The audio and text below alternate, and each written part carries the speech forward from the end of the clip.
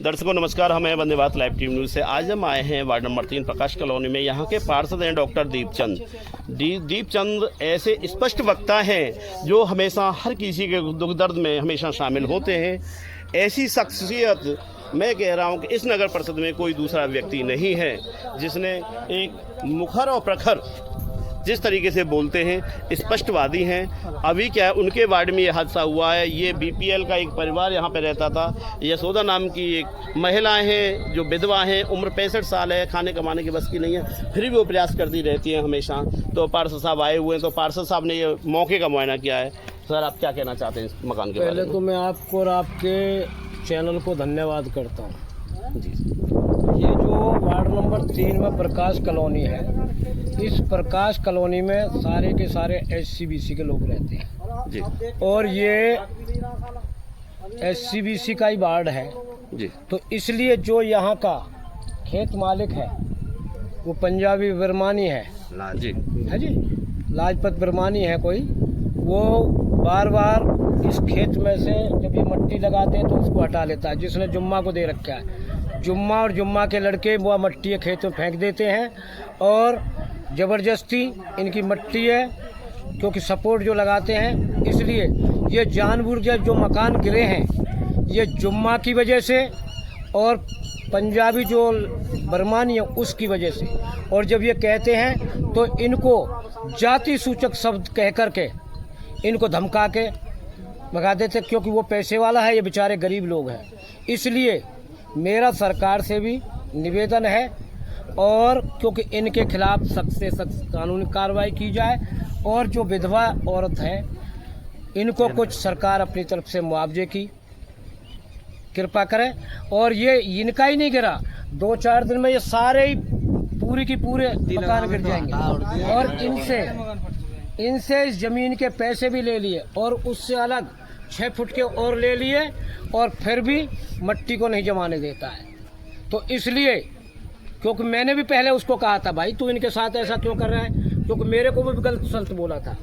तो इसलिए मैं सरकार से, प्रशासन से आग्रह करता हूँ, निवेदन करता हूँ, इन गरीब लोगों के साथ न्याय किया जाए और इनको उचित से उचित मुआवजा दिलवाया जाए और सरकार भी अपनी तरफ से कुछ इनकी मदद करे। और ये गरीब लोग हैं, बीपीएल कार्ड में आते हैं, बहुत बेचारे गरीब हैं। अब ये कहाँ जाएंगे, क्योंकि इनके मकान गिर गए, आप देख रहे हैं मौके पर, और इनके बच्चे भी दब गए, पंखे वंखे सब टूट गए। और 1-2 दिन में, आज या कल में, ये सारा की सारी साइड इधर की भी गिर जाएगी, इधर की भी गिर जाएगी। ये कहाँ जाएंगे? इन्होंने खाली कर दिया है मकान डर की वजह से।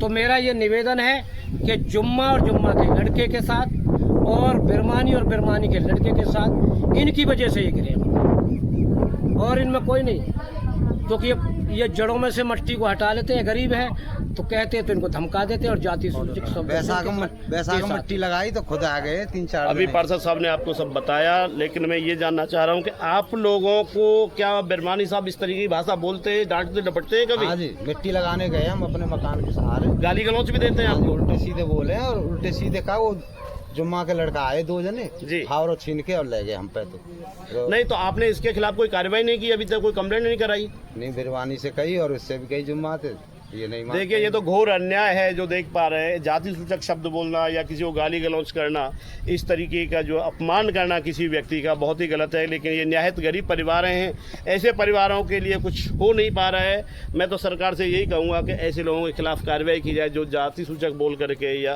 अन्याय की तरफ जो लोग जा रहे हैं। अभी यहाँ जो है मैं मिलूंगा जिनका मकान है, यशोदा जी हैं। क्या हुआ है यहाँ पे, आपके यहाँ पे? मेरा बच्चा जहाँ पे बारी पड़ी हमें, मेरे मकान टूट गए।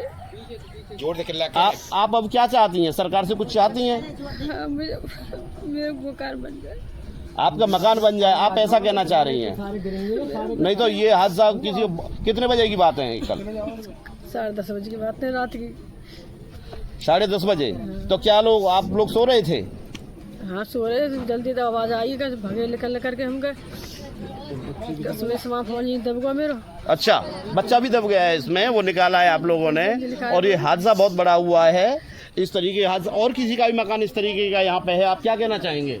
फट गया मकान सगरे फट गई। 3 लोग हमारे मकान मांगेराम जी की साइड में करीब 8-10 मकान है, सारे मकान फट चुके हैं और इनका जो है मांगेराम जी का पूरा मकान गिर गया है और हमारे पूरे मकान के अंदर दरार आ गई है। पूरा मकान हमने खाली कर दिया, चूँकि बच्चों का डर है, इस टाइम बारिश का टाइम है और हम लोग कहाँ जा सकते हैं, सबको किराए पे भागना पड़ रहा है इधर उधर, बड़ी आफत आ रही है। इसलिए हम सरकार से रिक्वेस्ट करते हैं कि हम लोगों के लिए कुछ ना कुछ किया जाए और जो है सबके जो है जिम्मेदारी है सरकार की, तो उसे पूरी तरह से निभाने की कोशिश करें। चूँकि हम सब बीपीएल परिवार से हैं, सभी लोग गरीब हैं यहाँ पे और इसमें जो है जुम्मा ने खेत ले रखा है, ये बिरबानी का खेत है पंजाबी के का, और वो आके यहाँ सब लोगों को धमकाता है। पहले 50-50 हज़ार रुपये सबसे जुर्माना ले लिया, किसी से 50 हज़ार, किसी से 70 हज़ार, किसी से 1 लाख रुपये, और उसके बाद भी हमारी दीवारों के पीछे से सारी मिट्टी काट चुके हैं और पेड़ लगा दिए और आते तो इनको सबको धमकाते थे। यहाँ पे लेडीज़ रहती है, लोग काम पे चले जाते हैं अपने मजदूरी करने के लिए और बदतमीजी करते हैं लेडीज़ों के साथ में। तो यहाँ तो इतना बड़ा हादसा हुआ रात को कि बस कुछ कह नहीं सकते। और जितने बार मकान अभी खड़े हुए सब फट चुके हैं, कभी भी गिर सकते हैं, 24 घंटे के अंदर, 15 घंटे के अंदर, 4 घंटे के अंदर कभी भी मकान गिर सकते हैं। सबने खाली कर दिए मकान, यहाँ से 4-5 मकान खाली कर चुके हैं और 4-5 मकान यहाँ पे टूट चुके हैं। आप आके देख सकते हैं। हम सरकार से दरख्वास्त करते हैं कि यहाँ पे आके लोग देखें इस चीज़ को और आगे इसको सरकार के आगे पेश करें, बस यही हमारी रिक्वेस्ट है।